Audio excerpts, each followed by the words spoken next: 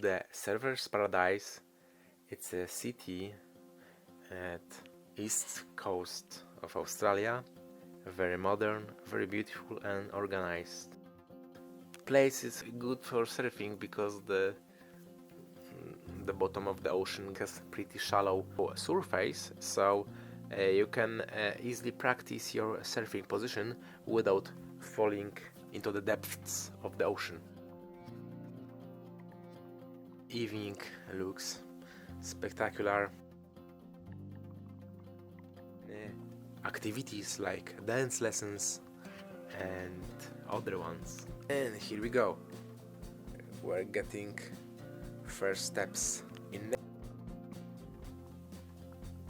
The weather has changed very dramatically and I'm traveling in the rain.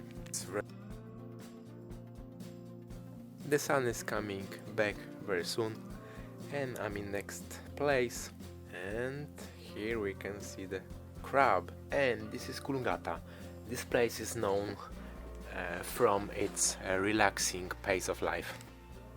In next episode I'm taking you to Byron Bay, which is known from its hippie vibe.